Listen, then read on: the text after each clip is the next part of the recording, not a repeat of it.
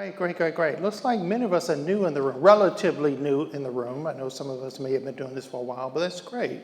This is a community, we understand each other, and this is why we are here. Sponsors tonight is my company, Prosperity One. We can help you with anything related to partnering on some things. We also provide lending, pretty much if you have a rental. We offer a pretty good 30-year product. I use it myself, and I think it's a really good product. If you need something like that, you want to see me regarding that. Jan Lam is my mentor with Fortune Homes teams. He is also a sponsor here. And if you ever need a great CPA who understands real estate, then Larry Pendleton is the one that you want to see. He is my CPA, and so we highly recommend him. He's also a sponsor of Team Blessing REIA. Tonight, we're going to get right into the subject matter. And tonight, we're here to learn about SubTo. You're going to know what SubTo is by the end of this. You're going to know how to spell it. You're going to know how to write one. It is my goal to interest you in doing this. I absolutely love this method. Now, we have to start with the disclaimer. I'm offering education tonight. This is not any accounting services. I'm not offering any legal advice tonight. I'm not offering any professional services. So anything I say tonight, you need to apply to your situation. Okay? So this is education that we're offering. I've done a disclaimer. We can go on. Now, I'm going to assume, I'm going to go all the way back to the beginning, because you may be just like me. When we talk about title and deed, most people talk about titles and deed as if they are the same thing. We even say title deed. So I'm not going to assume anything tonight. We're going all the way to the base, and I'm going to take you to the top floor. So let's start with some definitions. Let's take the word title. What does title mean? It's a legal term that refers to ownership. When you say title, and when I say title, I want you to think ownership, okay? Ownership. So title is ownership. With a title, it means you have legal rights. It means that you have ownership control and the responsibility over a property. It means that you own it, you have the responsibility for it, you own title to the property. All right, with me so far? Now, title can be owned by individuals, couples, married couple, unmarried, corporations, partnerships, entities, LLCs, organizations, trusts. All of the parties that's on title own the property and have responsibility for the property. So a title can be owned by many different types of individuals. That's a title. You with me so far? All right, let's move on. When I say deed tonight, I want you to think about transferring ownership. A deed is what transfers title or ownership. So they're not the same thing. The reason why I'm delineating this tonight is because I want you to clearly understand what SubTo is. It's intricate. Some people call it the most complex of transactions, but I'm going to break it down tonight because all of you can use this. I used SubTo on my very first deal, because of the benefits associated with it. Did I know what I was doing? Hardly not. Did it work? Yes. And so as he was talking about 1031 exchange, you learn as you go. If you learn everything, you never do anything. And you have all this head knowledge and nothing to really practice it on. So we learn things as we need to use that tool. And I want you to think of SubTo as a tool in your toolbox. If the only tool you had in your toolbox was a hammer, all you could do is beat up on things. That's it. What if I had a screwdriver also? A more intricate tool, I could do more things with that screwdriver. SubTo is simply a tool in your toolbox. And because the market has changed a little bit, you need to have a lot of tools in your toolbox to be successful. Do the main tools still work? Yes, they do. If you have extra tools in your toolbox, you can do a few more things. SubTo is simply a tool. Deed, we're talking about the deed. There are some differences between the title and the deed. The deed is a physical legal document. It is recorded in most states. Most states require a deed to be recorded in the courthouse or in the assessor's office. A deed is a physical document that is stored somewhere. You can actually go and see it. A title is not a document. You won't find it anywhere. Okay? It simply refers to ownership. It's a reference. So when I say I own title, I actually own it, but you don't see a document for it. I will refer to the deed, which says the ownership was transferred to me. Are you with me so far? Okay, enough on that. Now, let's talk about the title and a mortgage. You with me so far? A title proves who owns the property, correct? A mortgage is a loan used to purchase a piece of property, correct? All right? So a mortgage is a loan. A title proves ownership. Now the property is pledged, right, as collateral for the repayment of that mortgage.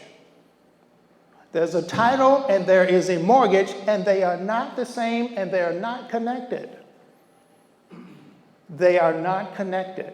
And so SubTo are going to use both instruments, and I need for you to know tonight they're not the same. They are not connected. So far we know that titleship represents what? Ownership. The mortgage represents what?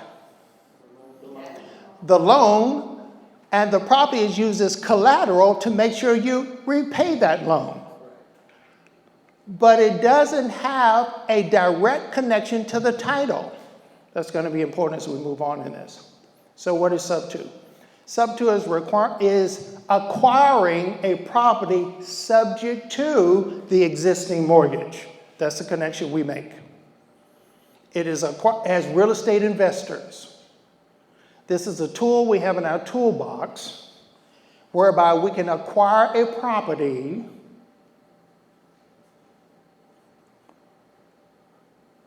we can acquire ownership without connecting ourselves to the mortgage. Now, isn't that wild? Is that wild or what? Do you see the power in that? You will tonight. Do you see the power in that? Because you have a personal home, and your personal home for most people, 90% plus of people use a mortgage to buy their home. We view the title and the mortgage as connected. As real estate investors, I want you to know they're not. You can acquire the ownership of a property without connecting yourself to the mortgage. There are some benefits to that, and we'll talk about it tonight. In fact, a good term to use, I want you to use SubTo in this room, but when you're talking to an owner, I don't want you to use that lingo. They don't know what it means. We simply use that terminology in this room so that we, as real estate investors, we know what we're talking about. When you're talking to a potential seller, you want to use terminology such as, I want to acquire your property using existing financing. That's the marketing term you want to use. We're acquiring this property using the existing financing. They understand that. And it sounds a whole lot better than SubTo. Sub what?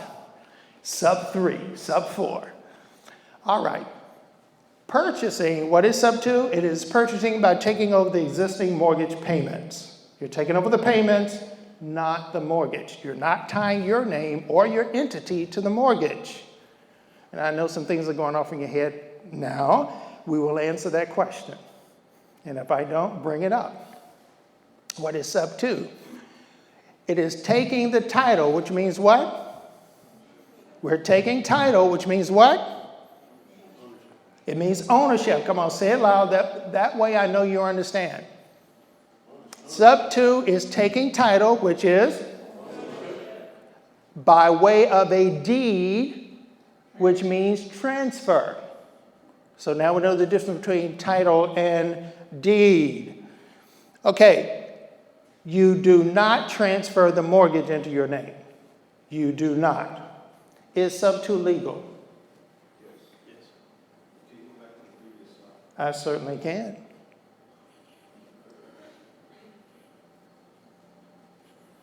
And while you're writing that down, I'll ask you the question again. Is SubTo legal? I can take title without connecting myself to the mortgage? There's got to be a problem with that. Is it legal? First of all, would I be publicizing this meeting here to something that's illegal, knowing that a mortgage company or police could be coming through the door at any time?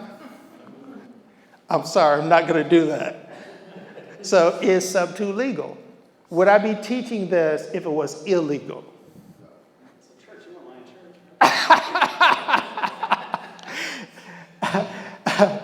Is SubTo legal? Yes, it is legal. It is legal. This has been done for decades.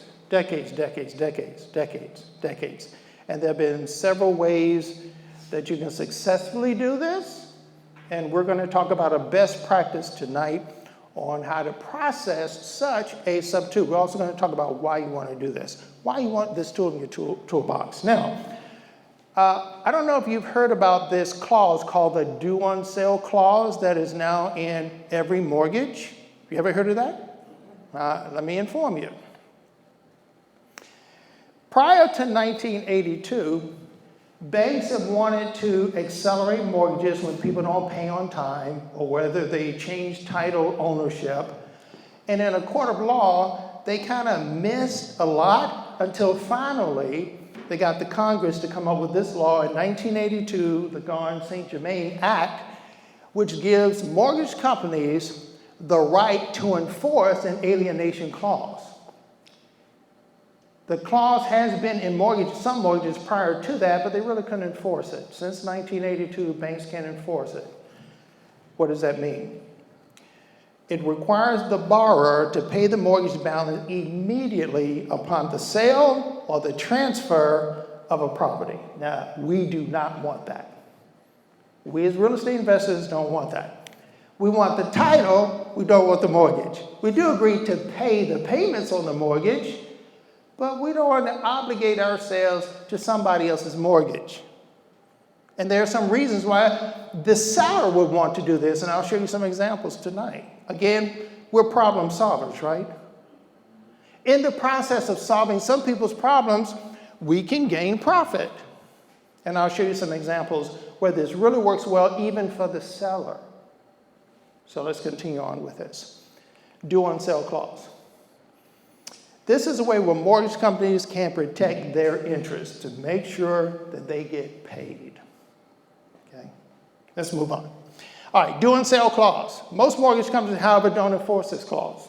They don't do it. Even though it's in there, every mortgage, you'll find the due on sale clause. But the mortgage companies, they don't enforce it. Let me give you some examples.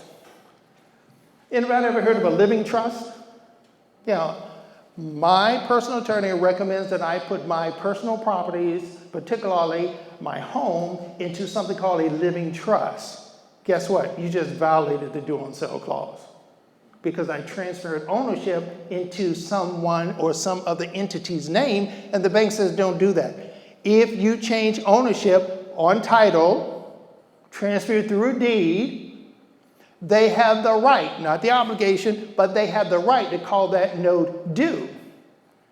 So why do attorneys recommend that? They recommend that you put your most valuable properties into a living trust, which transfers ownership, because they know the mortgage companies are not going to enforce this. This is for your good. An attorney will recommend this for asset protection, and this is what you want. So attorneys recommend this all day long. Mortgage companies don't enforce it, even though they have the right to. And we'll talk about later why they don't. Was that a question? Oh, yeah, okay. Just scratch it. Okay. How many have ever missed a few mortgage payments? Okay, don't raise your hand. But if you ever miss a mortgage payment or two, guess what? Your mortgage company has the right to call that no due. Did you know that? Did you read that clause? Did you read the fine print? If you or I ever missed a payment or two, now, do they enforce that? The question is they don't. They'll let you miss a payment or two or three. Actually, they'll let you miss 4 payments before they put you in pre-foreclosure. So the clause is in there to enforce it, they don't. And for a certain reason. Let's take this hypothetical example.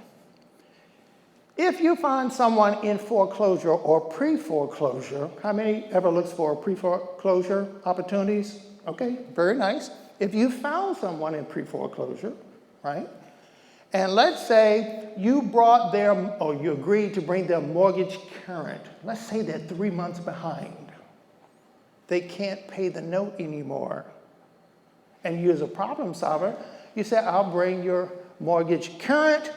In fact, I will start, and let's say you agree to do a SubTo, you bring the mortgage current, and you agree to pay that mortgage on the 1st of every month. Don't wait till the 16th, because on the 17th is now late. You don't wait till the 16th to pay. You pay every month on the 1st of the month, like clockwork, through bill pay. Now, is the mortgage company going to call that note due, even though you changed title? You're actually paying that mortgage better than the person they wrote the note for. Are they going to call it due? Question, are they going to call it due? Is it in their best interest to call that note due? Just because they have a clause. They have the clause there, it doesn't mean they're going to enforce it. So mortgage companies, they are not in the business of calling notes due. They're not in the business of searching titles. They don't do this. They don't search titles to see who has changed ownership. They don't do it. I could probably think of a scenario whereby they may want to, but they just don't do it. What are mortgage companies in the business of doing? You know, this goes a whole lot better if you respond. What are mortgage companies in the business of doing? Making money, just like you. Making profit, making interest. That's what they're in business to do. They're not in the business to look for technicalities. Now, I have heard of an example where there was a local bank, not here in this area, who did call the note due when somebody had changed the title, even though they were paying on time. They just wanted that technicality. Most banks don't do that. What's the name of that bank? That was just an example. Some other person I heard from. It was not a local bank here. This was out of state. Out of state. Let's use an example. Let's talk about the amortization table. Anybody know what I'm talking about? I'm going to give you an example here. When you get a mortgage, they will set up a payment schedule for you. And you pay the same amount every month, but part of that payment goes against the principal, the balance. Part of it is interest that is paid to the bank. And that ratio changes every month based on the compound interest formula. Let's take a scenario here. In Suffolk right now, the average price of a house sold in Suffolk, to my surprise, is in the neighborhood of $346,000. I rounded this to $350,000. Let's say the interest rate is 5%. It's a 30-year mortgage. So the principal and interest, we're not talking about taxes, insurance, we're just talking about what goes to the mortgage company. Principal and interest is $1,879. You with me so far? Let's look at an amortization table. This is what the first year's easy for me to say, amortization table looks like. Can you see that there? Okay, I will point to it. During the very first month, that $1,872 payment, $420 goes against the principal or the balance here. $1,458 goes to the bank as interest. That's a lot of money, isn't it? Banks are interested in making that $1,458 per month. That's what banks are in the business of doing. Now, over a 12-month period of time, out of all of those 12 $1,872 or $1,879 payments, now you have taken $5,000 against the principal. The interest that went to the bank was $17,000. What do you think about that? They're ripping you and me off. They're in the business of making interest. They're in the business of making money. And guess what? Congress allows them to do that. Let's look at that same scenario, but instead of 5% interest, let's look at 10% interest. I'm going somewhere with this, so I want you to understand what's going on. Those of you who have never seen this table before, I want you to see the value of real estate at work for you. Let's say the interest rate is 10%. Now, I'm not prophesying, saying that it's going to go to 10%, but the Fed has been saying they're thinking about raising rates until things cool down in the economy enough. But let's say for that same $350,000 house we're getting a mortgage on, the interest rate is 10% over 30 years. Now the payment is $3,072. Interest rate makes a big difference, doesn't it? We've gone from $1,872 now to $3,000 monthly payment. Let's look at the amortization table. Okay, this time on the very first payment, $154 goes against the principal and almost $3,000 goes to the bank. Are you all as angry about this as I am? Literally, this is almost demonic, and yet our Congress allows the banks to do that.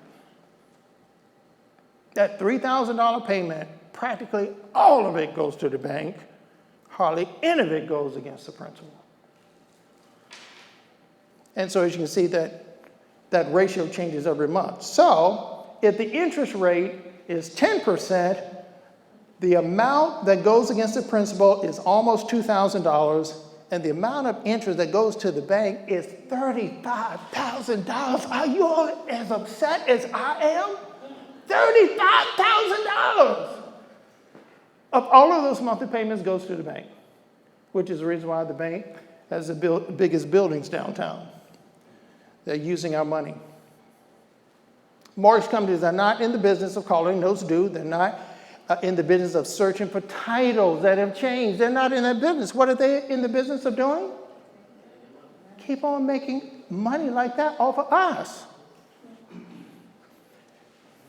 Let's go on. We're going to change subjects now. SubTo, why in the world would anybody want to do this? Why would we want to do this? I took a survey through Instagram, and I was saying, why haven't you done your first deal? Most people came back with, people say, oh, it's kind of risky. I don't know what I'm doing, need more education. I don't know which strategy to implement. But the number one reason why people said they have not bought their first deal is, what's the reason? I don't have enough money. I'm solving that problem for you tonight because with SubTo, you can buy without cash. Do you believe me? I'm not sure. Well, I said so, we'll see. All right, you can purchase simply by transferring the title. That's why we went through this whole thing about title and mortgage. They're not connected, right? Is that correct?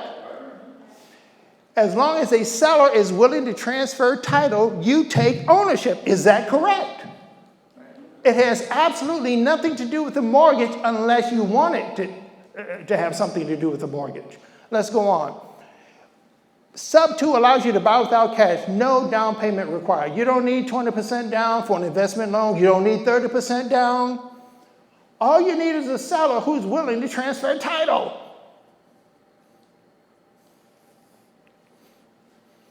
And all you need is a dream team real estate attorney who knows how to do this. And we have dream team real estate attorneys who know how to do this. Excuse me? I'll give you her name and his name. We have two. Why would somebody want to do this? You can buy without credit. Again, buying SubTo is transferring title. Nobody's going to check your credit. You have a rock star real estate attorney and a seller who's willing to transfer title, and we'll get into the details later. You just bought a piece of property without a down payment, without paying any cash, without getting a mortgage. Is that sweet or what? You can buy SubTo, meaning you can buy without credentials. What does that mean? You don't need to qualify for a mortgage. Nobody's going to ask you, where do you work? How much money do you make? How long have you been working there? If you're self-employed, they're not going to ask for your tax returns.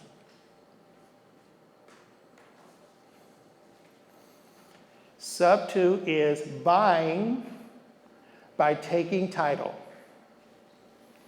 Let's keep going. You can purchase by transferring title. You don't need to supply any information about qualifying for a mortgage. Is that weird or not? That's weird because we're used to buying with money or used to buying with a mortgage or some sort of financing. Let's keep going. Let's go back to that amortization table again. You purchase a property with paid down mortgage. This is a benefit. You can now purchase a property with a paid down mortgage. Let me show you what I'm talking about. Look at that amortization table again. Let's go back to our example. $350,000 house, 5% interest, 30-year mortgage, the payment is $1,879. You look at the table again, we look at the top here, and we find that each payment, each of that $1,879, $420 goes towards principal, $1,400 goes to the bank. You with me so far?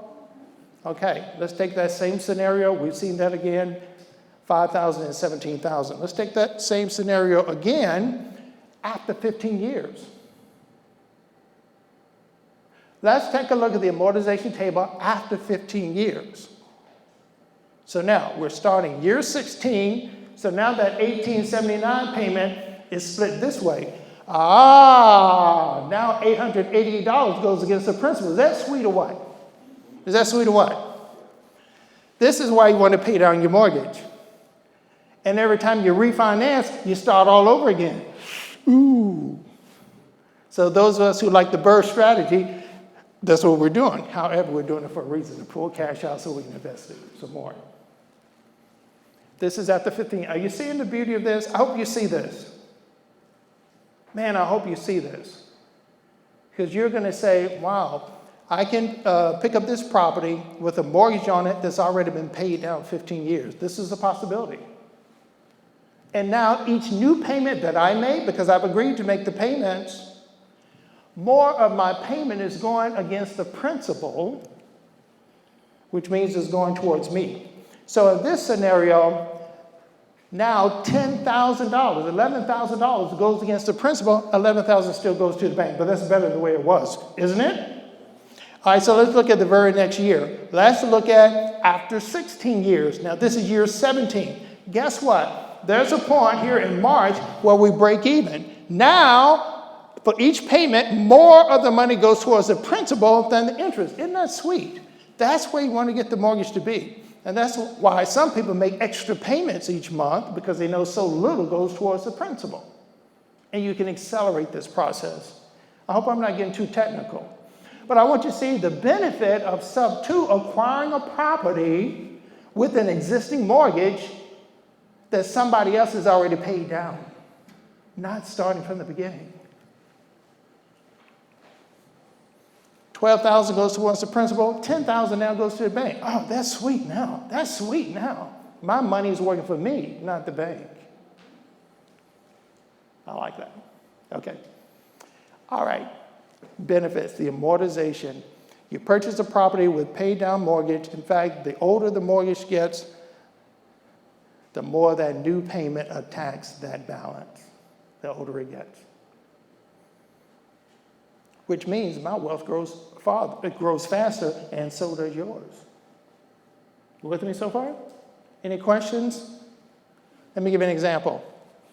I bought this house here, SubTo, or subject to the existing mortgage.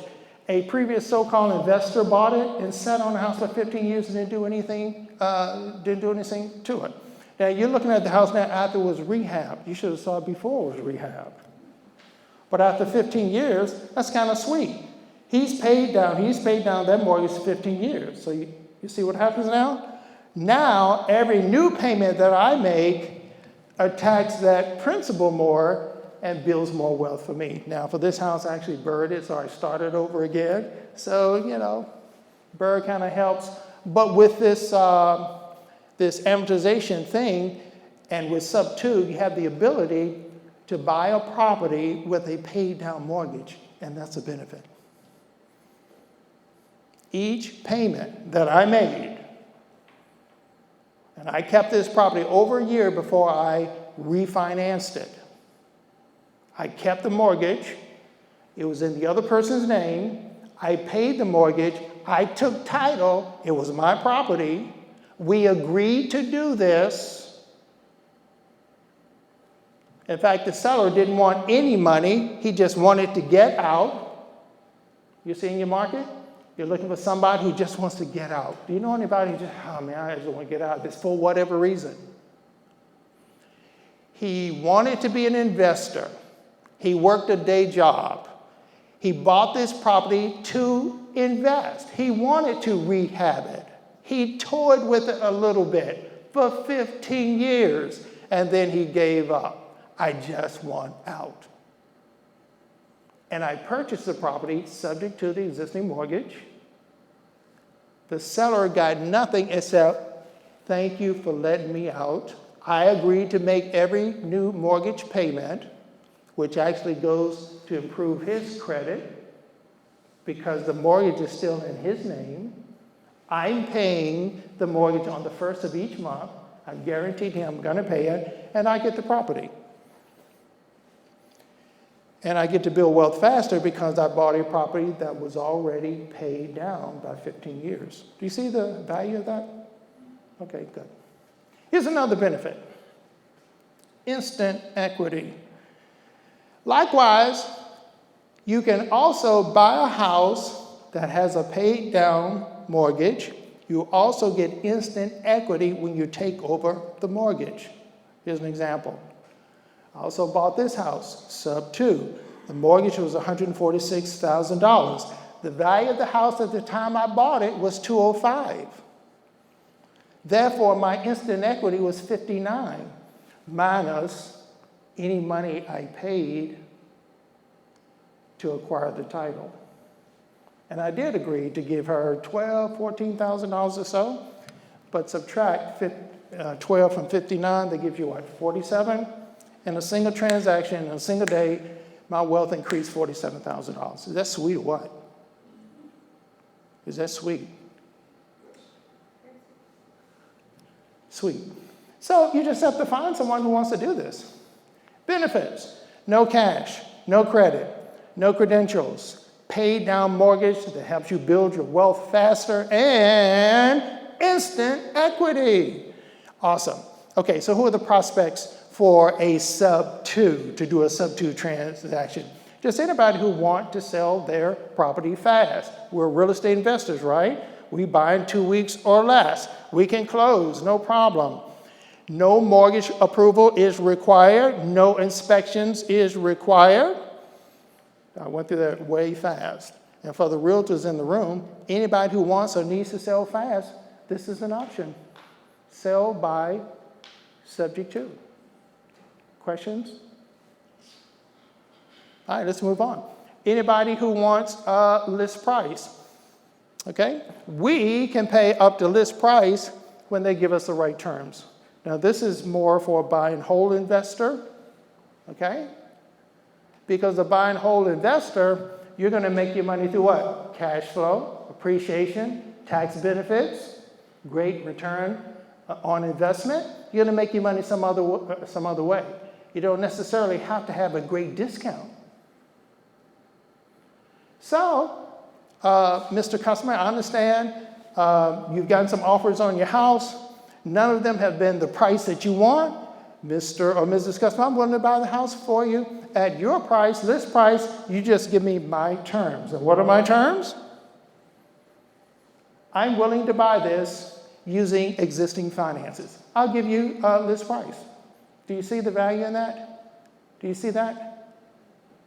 The seller now gets the price they want. Some people are stuck on price.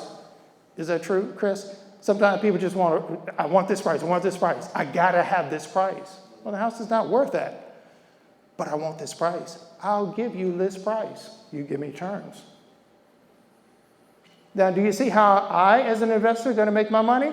I'm not gonna make my money on a discounted property. I'm making my money through cash flow. This is for a buy and hold investor. I'm gonna make my money through the appreciation because this property is gonna grow over time. I've never known a time when properties, well, you can count 2008, 2009, but it came right back and surpassed it, didn't it? Eventually, real estate is going to continue to grow, and it does better than the stock market. So I'm going to make my money someplace else. I'll give you a list. Give me terms. My terms are I'm buying using existing finances or someone with expired listings. Why would there be an expired listing? Why would someone list their property for 3 months, 4 months, and then let the listing expire? Well, the seller's asking too much. The condition isn't good enough for people to buy. The location may not be where people want. Okay? Expired listings. This is a good customer for this because they haven't gotten the price they want. They're stuck on price. We can pay list price, even in this high interest market, because I'm gonna make my money someplace else. Does that make sense? Likewise, along the same line, a house has been on the MLS for months and months and months. They haven't expired the listing, but they're still waiting. I want my price, I want my price, I want my price.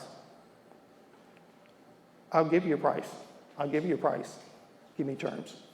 Make sense? How about sellers with little or no equity? This is perfect here. Little or no equity. I'm gonna show you how this works. After paying sales commission and closing costs, guess what? The seller might walk away from the closing table writing a check. Nobody wants to write a check. At closing, we expect to get a check. Yes? But if you don't have any equity, there is a high probability you'll walk away with closing writing a check. Nobody wants to write a check. Mr. and Mr. Customer, sell this to me, SubTo, and you can walk away with no closing costs, no realtor fees, and guess what? We'll pay the closing costs, and you get to walk away without writing a check, Mr. Customer. I'm gonna give you an example in just a moment. That's what the VA loan is perfect for this, perfect for this. And why is that? Why is that? Because what? They got orders, they need to leave. What else? What's unique about a VA loan? 0% down. They don't put anything down. There's no equity in the house when they buy it. So they have little or no equity. SubTo is perfect for people with little or no equity. Let's go on here. Vets, they have little or no equity. They might have to pay to sell the home. Who wants to pay? And that's why some vets will keep a home even though they transfer and try to rent it out from a distance. I've seen situations of that. I've talked to vets who have called me, what should I do? I know you're in real estate. What should I do? They've gotten themselves into something because they had no equity. And they knew when they sold, they'd have to pay at closing. Guess what?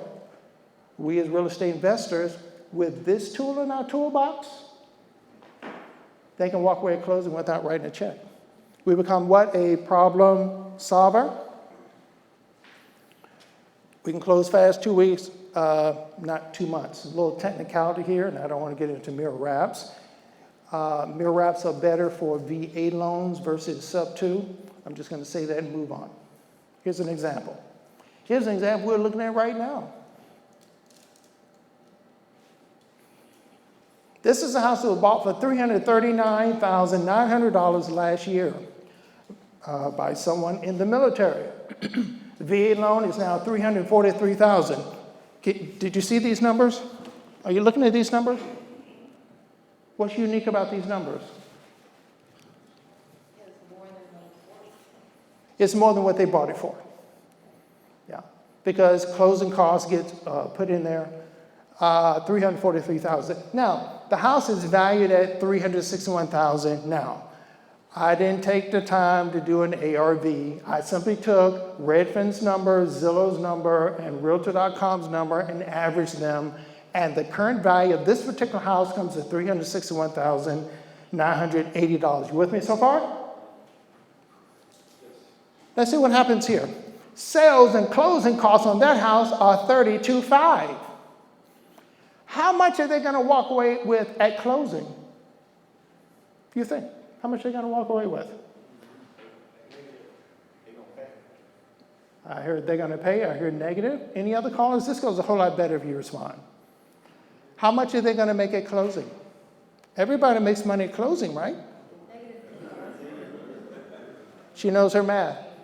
They're going to have to write a check for $13,500 at closing. Nobody wants to write a check at closing. In fact, some people won't go to closing to keep from writing a check. But you and I are problem solvers. If they sell us the house SubTo, we'll acquire the title, we'll pay the closing costs, and the seller has nothing to pay at closing. We just gave the seller how much? We just gave the seller $13,500. Is that awesome or what? Is that a deal or what? Can you sell that? Can you sell that? Can you purchase a house subject to and then give the sellers $13,500 at closing? Can you do that? I can sell that. I can sell that. And they realize that because there's no equity in the property.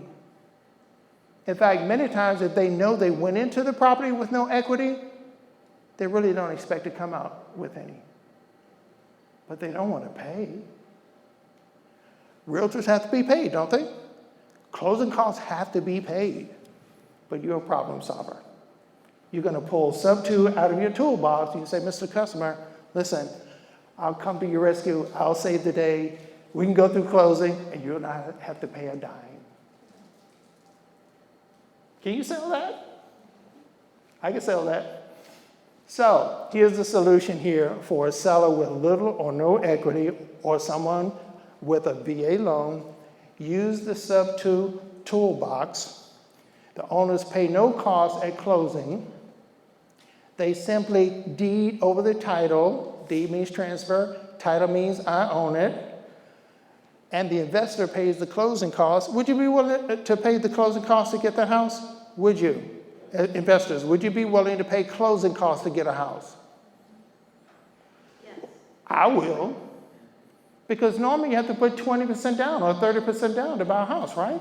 Now that's 20% or 30% of my money that could be doing something else, finding my next deal. Or I got to go find a lender. I got to find a private lender to make up for the money that I don't have. Or I got to find a hard money lender. You don't have to do any of that. You simply go to closing with a rock star real estate attorney, transfer title, pay closing costs, and away you go.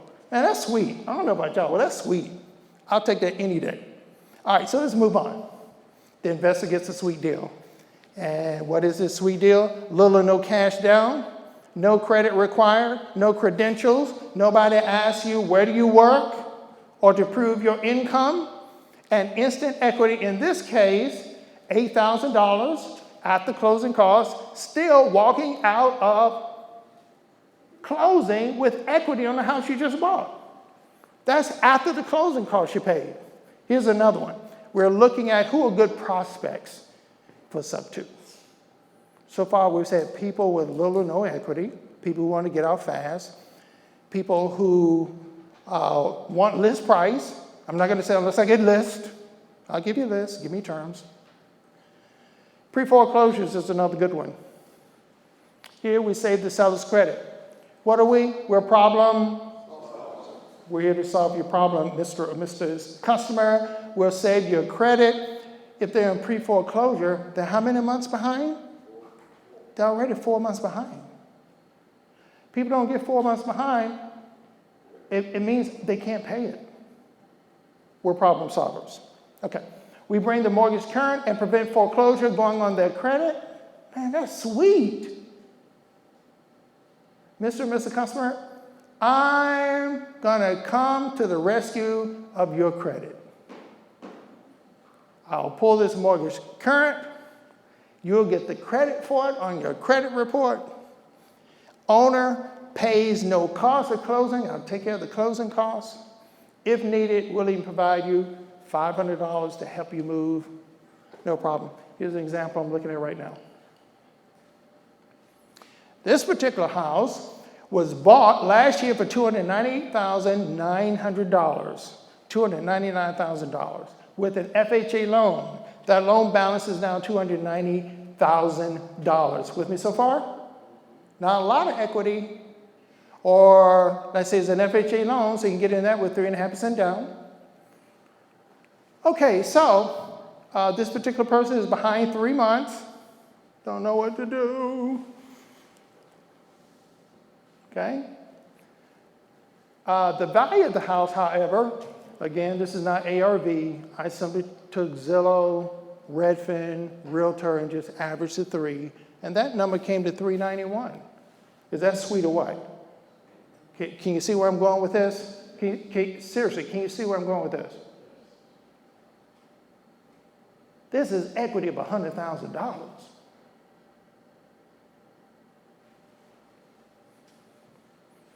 Is this a sweet deal or what? Let's check this out. You get to buy a house with instant equity of $100,000 with just some cash. Not 20%, not 30% down, paying the closing costs. Would you pay the closing costs of a few $1,000s to get equity of $100,000? Are y'all seeing this? This is in the toolbox. No credit, no credentials, instant equity of $100,000 minus costs, whatever those costs are. Now, you may want to help the person out with moving. You may want to help the person out because they need to find another place. You want to give them some extra $1,000. Do that.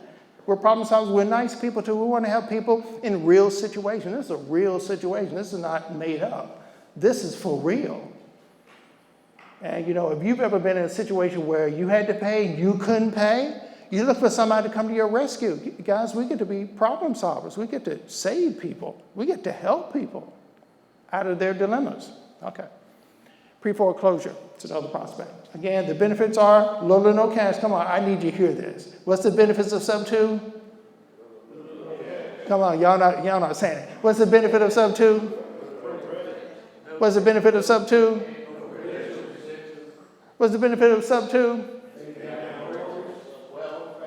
Helps you build your wealth faster. And what? What? Instant equity on the day you gain title. And that happens in a single day in the attorney's office. Man, that's awesome. Okay, so how do you process these? How do you work with SubTo? Very carefully. Okay. So, here's one of the things you need. You need a good contract specific to SubTo. Your regular real estate contract is not going to work by a realtor. Your regular contract that investors use in a fix and flip, that ain't going to work here. You need a good contract that's specifically subject to. You're going to have some language in there that specifically calls out that you're purchasing this property subject to the existing mortgage. I have seen these contracts, and the investor put in bold letters in multiple places throughout that contract just to make sure you clearly understand, I am not assuming this mortgage. I am taking over payments to this mortgage, and I'm taking title to this mortgage. The last thing you want is a person to come back and take you to court, sue you because they didn't understand the process, they didn't know what they were doing, so clearly spell out in the contract exactly what you're doing. All right? So we're going to clearly spell out, we are purchasing the property subject to the existing mortgage. And that the seller acknowledges that the first mortgages will remain in their name. I am not assuming this mortgage. You see I'm making this plain? Last thing you want them to do is to come back and say, hey, I didn't know what I was doing. Clearly, they need to understand what they're doing. You clearly want to spell out what the mortgage balance is, so there's no surprise. You don't want to take on a bigger mortgage than what you think it is. You also want to put language in it to make sure there are no more liens on the property that you weren't aware of. You know, the normal stuff that you put in your investor contract. And that the buyer is taking over the seller's fixed interest rate, mortgage payments. In fact, I even put in there exactly what the principal and what the interest is and what the mortgage payment, so that everybody's clear what I'm doing. The attorney's very clear, right? The seller's very clear. Everybody's very clear what we're doing. I'm taking over your payments for this amount, not a payment of $2,000. I'm taking over a payment of $1,500. Now, tax and insurance, we'll handle that at some other time. Here again, we're talking about the mortgage. I'm taking title. I'm paying mortgage payment. With me so far? Questions? So what I'm saying is, when you do this, just make sure your contract is good. It has the right terms in it. Let's see. And you need some terminology to put in here. Who's going to bring the mortgage current if the mortgage is behind? The seller could do that. You could say, I'm acquiring this property with a current mortgage. You could say that. Or if the person is way behind, you know they can't pay, bring the mortgage current. So that at closing, You are picking up the mortgage, it is completely current. Next. If you want to give the seller some money to put in his or her pocket, you're going to spell that out, what that amount is. The buyer will permit the seller to stay in the property if you want to do that. This clause does not need to be in there, but if you're a nice person and you're trying to help them out, you know they're in a dire situation, they need money in their hand at closing before they can go and rent something else. You may want to put a clause in, I will allow you to stay rent-free for 30 days while you're finding your next place. You do not have to put that clause in there. But if you're a nice person and you understand the situation, remember, you're picking up $100,000. So, Yes. How Excuse me? many times have you had to evict someone because they wouldn't vacate after 30 days? This is one I'm pursuing. I've not had one where I've had to evict. I'm just saying some clauses that you may want to consider putting in your SubTo contract so that everybody's clear. You want to put, you don't have a deal unless the seller and you agree. Is that correct? Right. You don't have an agreement unless everybody agrees. So you have to satisfy the seller and you need terms that'll satisfy you. And so you put all the terms that satisfies everybody in this contract, okay? I'm just listing some terms you may want to consider. And then, with regard to the existing mortgage, this is what I do. I definitely put this in because people have some concerns. What if you don't make the payment? Remember, the mortgage is still in their name. I'm not legally responsible for that mortgage. I simply make an agreement to take title. I agree. I will pay the mortgage each and every month on time. In fact, the first of the month. By bill pay. I don't even think about it. It's automatic. It's paid. Now, let me say this. Now, I know we've been talking about no money is required, no cash is required, but seriously, you should have some money in the bank to do this. It's your fiduciary responsibility that if you say you're going to pay the mortgage, you need to pay the mortgage. It's unethical for you to say you're going to pay something and not pay it. In fact, you should have at least a year's worth of payments in the bank so there's no problem making this payment. If anything is to go wrong with a SubTo, it's usually the buyer, the investor, not making the mortgage on time. Now, why would you do that? Why would you not make the payment on time? You just acquired the property, right? And there are some risks associated with doing a deal SubTo. Now, why would you cut your own legs off by not making the payment on time? So I'm just saying, even before you think about this, even though we're saying no cash is required, no credit required, no credentials, you should still have at least enough money in the bank so that you can always make that payment on time. That's the least you can do. Guess what? You just saved $20,000, $30,000 putting down on a property just to buy it. You just saved all of that. And you can't put a few $1,000s in the bank to make the payment? Have I said that long enough? If you're going to do this, honor what you say you're going to do. In the contract, it says you will make the payments. Make the payments. Okay? I think we're okay with that. All right, so I even put a guarantee in there. If I don't make the payments on time, you have the right to take the property back. Is that fair? I'm making you a promise. I'm trying to get the seller to feel at ease. I'm going to make your payment on time. We haven't said this, but we know you can't make the payment. But I will make the payment on your behalf every month on the 1st. Without fail. And if I ever not make the payment, I've already set up for you to take the property back at no cost to you. Is that fair? Is that fair? That's the guarantee I make. Okay. So, if seller chooses, okay, here's another one. How many have ever heard debt to income? Guess what? This mortgage stays on their credit, doesn't it? Which means if they want to buy another house, guess what? They're carrying this debt. Some people are concerned about that because they may not be able to qualify for the next mortgage Well, first of all, their credit's shot now anyway. But when they get their credit straight, they may want to buy another house, but yet they still got this one on their credit report. Is that correct? They may not qualify debt to income. Is that correct? Okay, so I put this clause in there. Guess what? We understand that the mortgage will remain in your name. There could be a problem with debt to income ratio for you to qualify for your next mortgage. Guess what? There is a provision that my attorney can put together for $1,500 so that this does not negatively affect your debt to income ratio. I put this clause in there and I say, do you want to exercise this or not? Now, the seller has to pay for this. It typically costs around $1,500. So what happens? How does that work? There are at least a couple of ways you can do this. Here's one of the ways you do this. What if they got a rental? What if a person has two houses? They kept two houses. One's a rental, one's a primary. That's still on their debt to income, isn't that correct?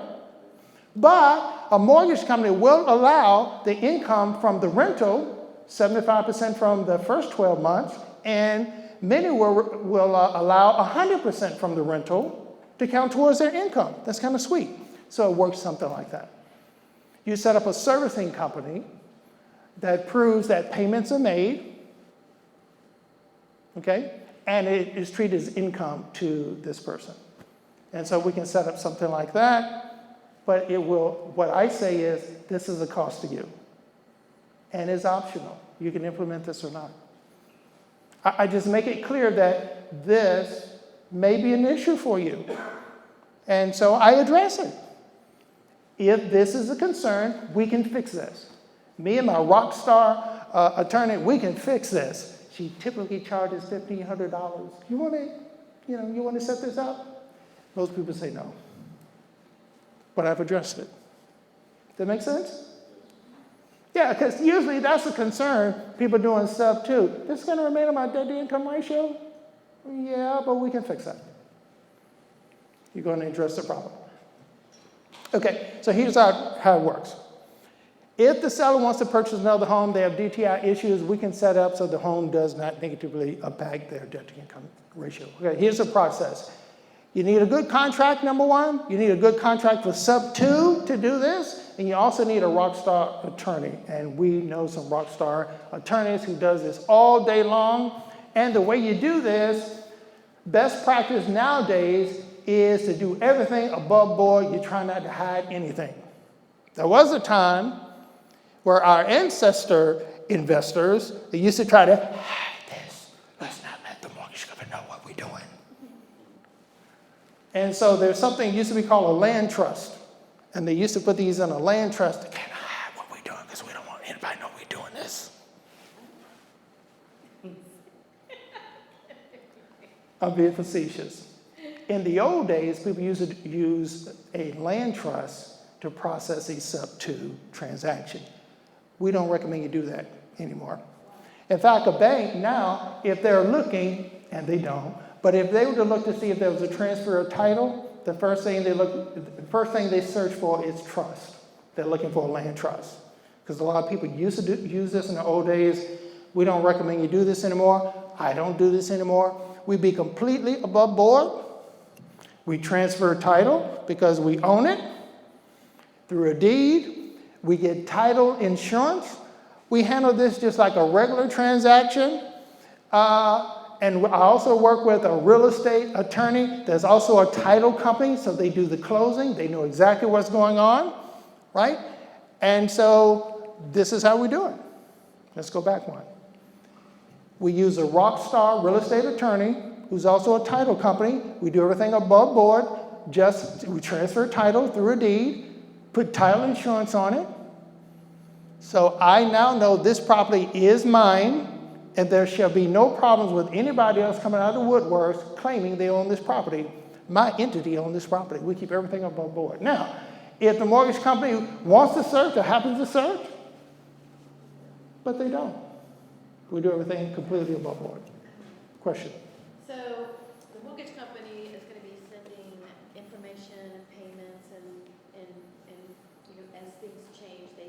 communicate with the owner, how are they gonna communicate with you instead of the owner? My rockstar attorney gives me a specific power of attorney over the property, signed by the owner, which allows me to manage the property. So one of my first activities is to contact the mortgage company myself. I'm not hiding. Best practice is put everything above board. Let the mortgage company know there's now a management company running this company. I don't say I own it. I say I'm managing this property for so-and-so. And therefore, all correspondence should come to me. I get online access to the mortgage company, so I know what's going on. If insurance needs to be changed, guess what? I take care of that. Now, title has been transferred into your name. So now, whoever you have paid real estate taxes to is going to come to you. Remember, title has transferred. The jurisdiction actually knows who actually owns the property now. And does the mortgage company search this? They don't. So, when you depreciate the property, the IRS isn't gonna come after you, or do you just not depreciate? They don't care. They just want their taxes. If their taxes being paid, they're happy. If you depreciate it, you're saying you're reducing your taxes, and that's what the Say that again. Now, I own the property, so I can reduce, because I have title, the IRS is not going to have any problems because I am using the tax benefits of an owner of the property. Remember, title and mortgage are not connected.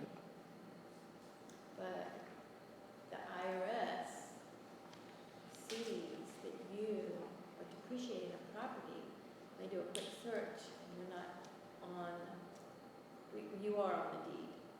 Yes. Okay. Well, remember our terminology? Title is ownership, deed does the transfer. I am on title.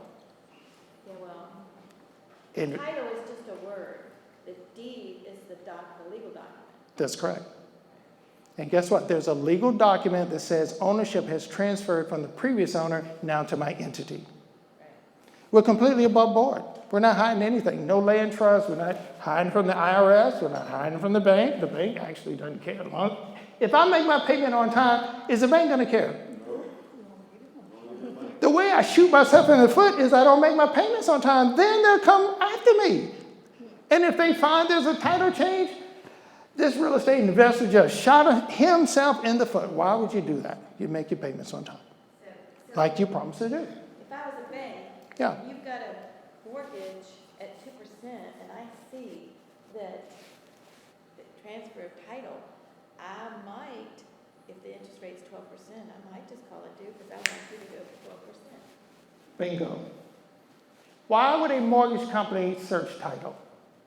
They won't search it unless. They don't. But why would they? In what circumstance might they? If the interest rate's at 12 and the house is at 2. Say that again and say that again. Say that again.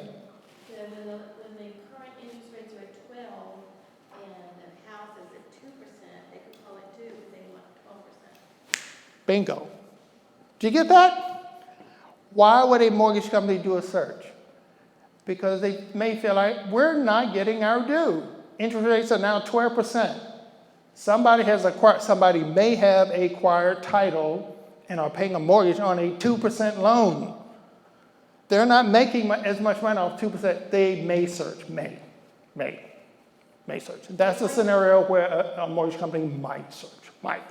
So, even if they search, what difference does it matter if you have a legal and binding contract? Okay, let's unpack that. Where are you going with this? So if the But title remember, let's say this. What is a mortgage company in the business of doing? making money, Making money. Okay. In her scenario, they may feel like we're not making as much money. Interest rates now 12%. We make more money. I showed you when we went from 5% to 10%. Banks make a whole lot more money with that. If they feel like there are some 2% loans out there that may have transferred title, right? let's call them due so we can get them people from 2% up to 12. Okay, so what I'm asking is, even if they did that, what difference would it matter if a legalized contract is put in place for you to take over title and to make payments. I can, but remember the due on sale clause? They have the right, not the obligation. There may be a scenario like that that may be to their advantage to call the note due. See, he took ownership of the property, the mortgage is still intact. And Right. they don't care who owns it. As soon as it changes ownership, they can call it due. They can. So everybody needs an estate back. That's a good question. That's a good comment. That's a good comment. So I don't have a slide on this, but what do you do if the mortgage calls you no due? What do you do? Well, I mean, I guess one thing is that they're taking a risk, because if they're gonna call a mortgage, it's still gonna be at 2%, but if they're hoping to get that mortgage back. A person can search any company, there's no guarantee. They may not get any mortgage at They may all. not get a mortgage. They're losing the 2% and getting nothing. Get nothing, right? So now it's questionable, why will they call it due? Taking a risk. At least they were making 2%. They're running a high risk of not making anything because there are lots of mortgage companies. But let's answer that question. What if they call the no due? A SubTo investor's nightmare. When you first do a SubTo, you may lose some sleep a night or two over this because you're wondering, are they going to call this no due? And when you're a brand new investor, usually you don't have a lot of money.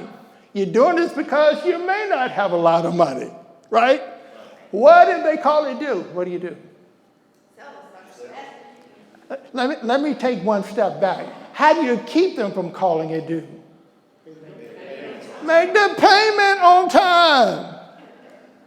Silly me. I'm going to shoot myself in the foot by not making a payment. If I make my payment on the 1st of every month, automatic payment, what mortgage company is going to call that due? With the 2% or 12%, they ain't gonna call it out. They could. They could.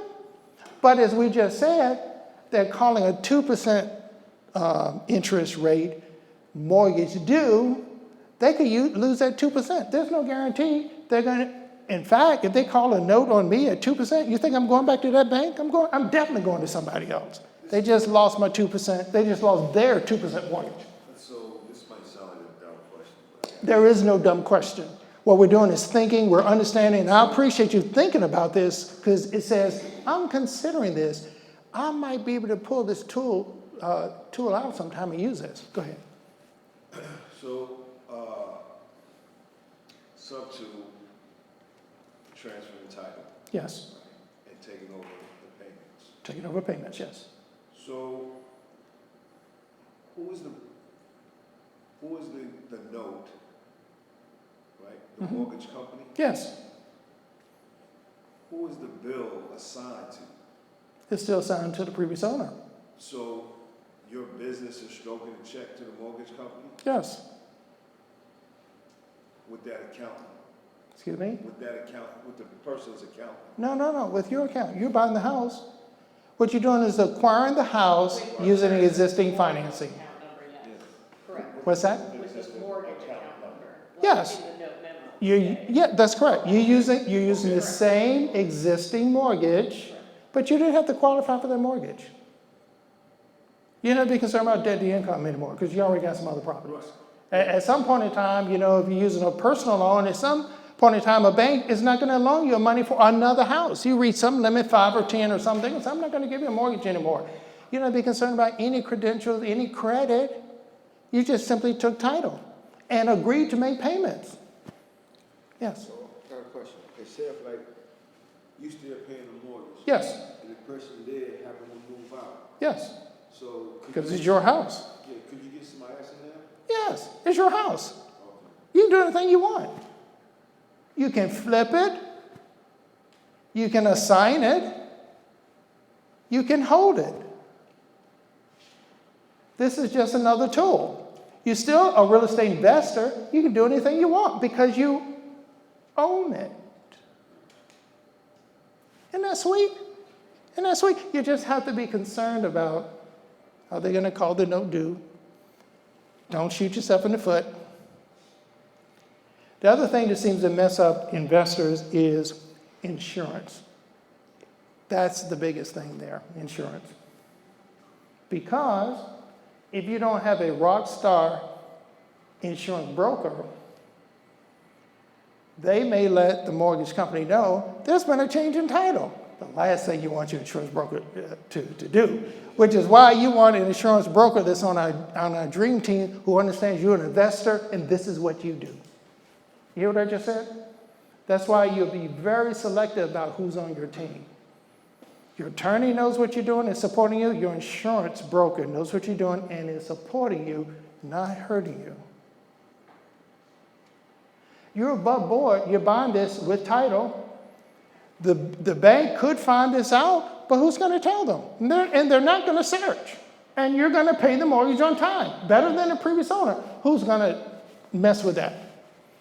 Unless you shoot yourself in the foot.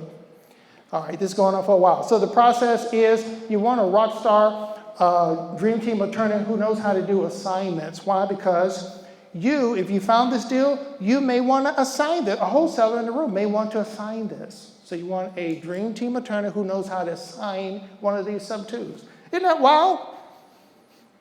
A wholesaler can find a deal like this and then assign it to another investor for a fee. Isn't that awesome? I did one like this. I bought one of these from a wholesaler. Because, unless you know what you're doing, how to find these, they're not that easy to find. And so if a wholesaler puts this under contract, guess what? You can gain a pretty good fee for that. So the process is I need to work with a dream team attorney who knows how to do assignments, just in case a wholesaler is involved. Oh, and by the way, I like these sub-twos. And I'm willing to pay anybody in the room $10,000 if they find such a sub-2 property and assign it to me or assign it to my company. I'm willing to give a wholesaler fee of $10,000 to anybody who finds such a sub-2 like this, or I'm willing to pay an agent a commission up to $10,000 to find something like this so that I can put it on a contract. You don't even have to put it on a contract. You just need to find a seller willing to do this. I'll put them on a contract. Is that sweet? Now, to get the $10,000 fee, here's what I'm looking for. I'm looking for a property anywhere in Hampton Roads. Can go as far north as Williamsburg. I'm looking for something that's rent ready, in a condition for a tenant to move in. I'm looking for preferably 3 to 4 bedrooms, 2 to 3 bathrooms, 2-car garage. I'm telling you what I'm looking for. I'd be willing to pay $10,000 for. And I'm looking for a single family home. Preferably I'm looking for a single family home built after 2007. However, I will consider any property that qualifies as a sub-2. Is that fair? All right, so let's go. I just thought I'd throw that out there because I like these. They're sweet. They work. And I know how to do them. Okay, so the process is, let me ask you a question. And it's not a trick question. Does the sub-2 work for a wholesaler? Yeah, good. I just gave you an example. I said, I will pay you an assignment fee if you find one of these. Does this work for a fix and flipper? Yep. This is perfect for a fix and flipper. You know why? They're only keeping the property for 6 months. They're keeping the property for 6 months. By the time the bank finds out, if they find out, and they call the no due, you will have flipped the house. It doesn't matter. In fact, if the mortgage company finds out, you just simply says, well, I'm flipping the house, I already got a buyer, I'll have this house sold in 2 months. You think they're going to pursue you? Of course not. Now, does this work for a buy and hold? Yes. So, sub-2 works for all 3 major forms of real estate investing. The buy and hold is one you really need to follow best practices so that sometime down the road, because you're going to hold this, right? You can hold this until this is completely paid. And guess what? You're letting the tenant pay the mortgage. Isn't that wonderful? Yeah, I have no debt except that which is paid by others. This is awesome. This is awesome. Okay, so the process, I already mentioned the specific power of attorney. Your rockstar attorney will make sure you leave the closing table with a specific power of attorney. It gives you the right to call the mortgage company and let them know you are now managing the property. I now need access online to the property. Any correspondence related to the owner, you need to just send it to me, and they will do it. Isn't that awesome? This is why you need a rock star attorney. And also, we mentioned this, pay the mortgage on time, taxes. Once you change title, the municipality is now going to send taxes to you unless the mortgage company is paying that on your behalf. What's the process? Insurance. This is one you need to look out for. Yeah, which is the reason why you need a good insurance broker that's investor friendly. Yes. Was there one on that Dream Team sheet you sent out? Yes. At the meeting? Yes. We have 2 on there, and I have 2 more. Absolutely. And by the way, if anybody need any names off of that, I keep mentioning the Dream Team. We actually had a meeting a few months back, and collectively we put together who the best attorneys were that we've been working with, the best insurance agents, all of that. And so we call them our Dream Team because we realize we can't do all this ourselves. We need partners. We need to leverage ourselves by using partners who will be working for us. And guess what? They will gladly work for us. For a fee, of course. Yeah. So, Obviously, we're all in the business to make a fee, yes.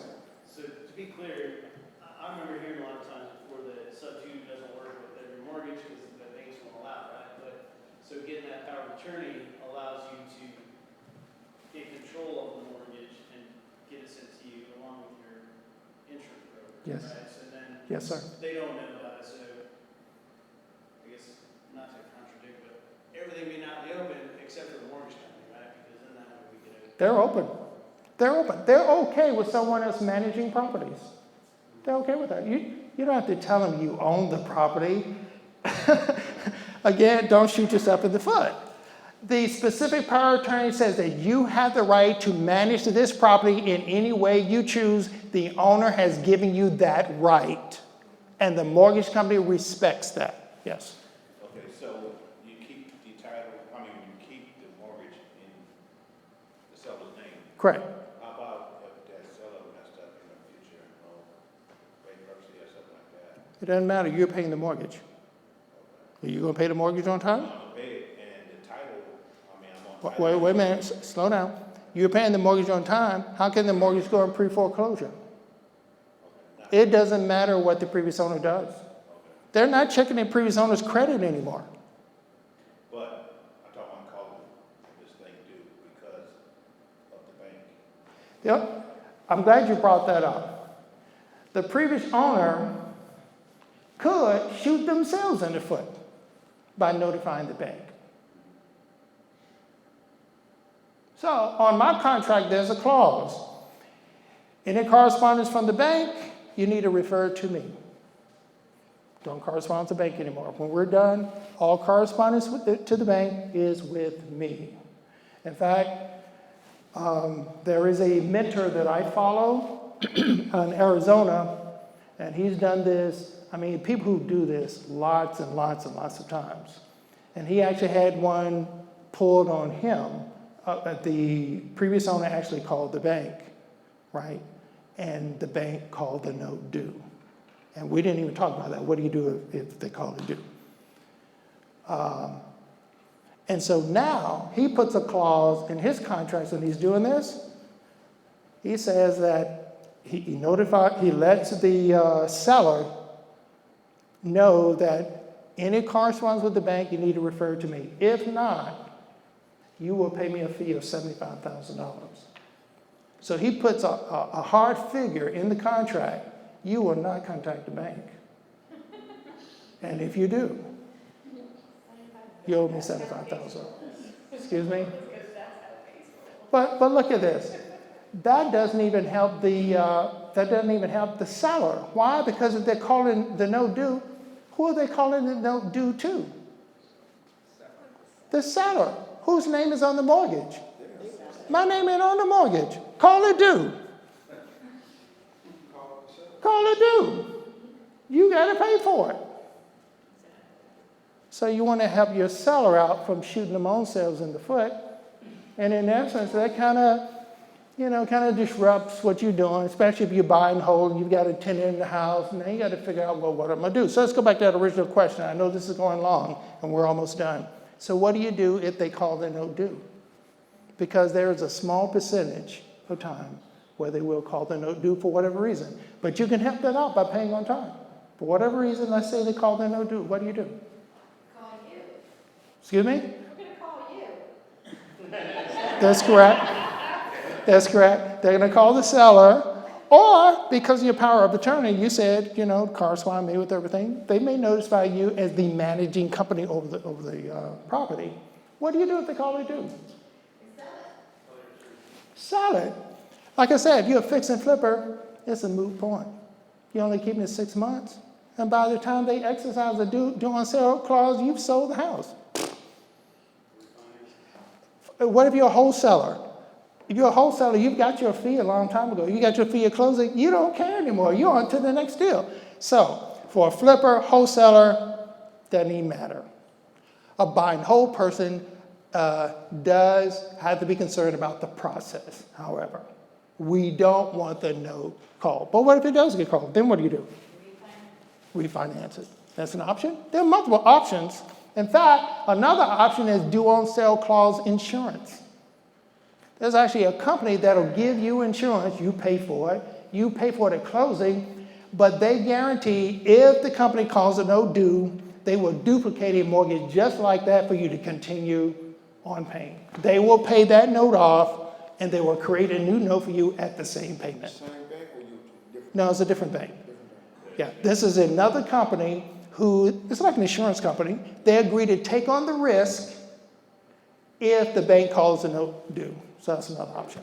There's some options. But what you Yes. really can't do would be a lease option. Because if you took a down payment from somebody on a lease with option to buy, then, Unless you're willing to cure it. And like I said, you can cure it with a refinance. Or if you got the cash from another deal, pay it off. It depends on what the balance is. All right? So it's not the end of the world.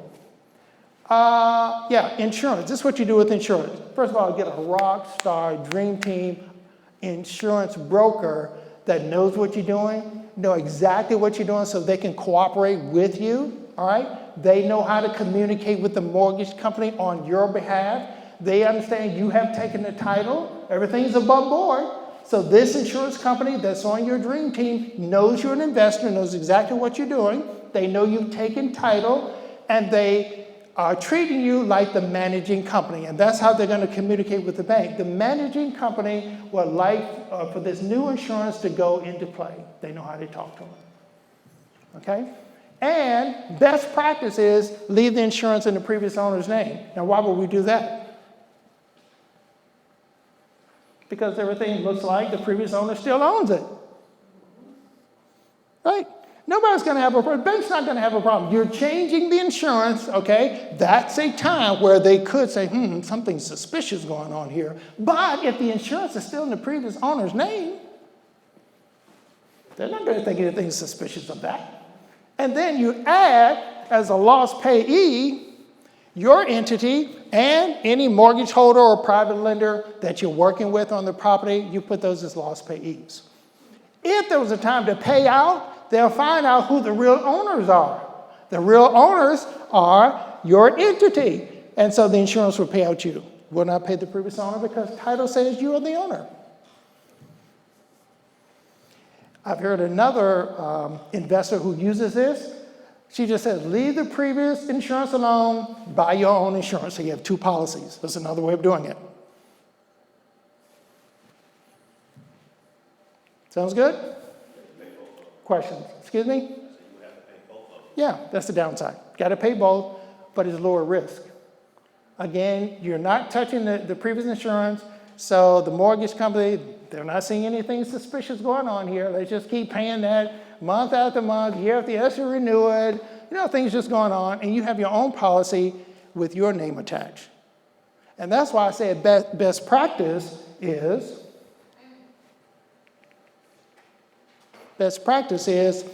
keep it in the previous owner name. You become the loss payee, your entity, and any other lien money associated with the property. Sounds good? Great. Any questions? Because we're done. Woo, this was long tonight. I got one question. Yeah. From one of the slides, if the seller wanted to buy another house and it's on his debt to income ratio, I believe you said your lawyer does it for $1,500 to set up. Yes. What if he actually paid for that? Well, again, a deal, right, requires an agreement. If that's a sticky point, I'll pay it. Most people just say no because they don't want to pay it. You notice my terminology says, seller is required to pay this. They don't know that you could pay that. You just say, well, seller is required to pay this fee. They're taking what you said, right? So they say, I don't want to pay this. I decline. Most people decline. But you've given them the option, right? You brought this out of the woodwork. You know, you're not pretending this doesn't exist. You're very above and you said, hey, this may affect you in the future. Do you want to handle that now? And if they do, pay the extra $1,500. We have our attorney set that up, and you won't have a problem with this in the future. It's a good question, by the way. Any other questions? Oh, this is great. I love this. Yes. Question about the, what I tried to research for Virginia debt. You mentioned earlier the debt servicing Yes. company. Yes. How do you find those, or how do you find those? Because I tried researching that. There are some. There's this guy, Pace Morby.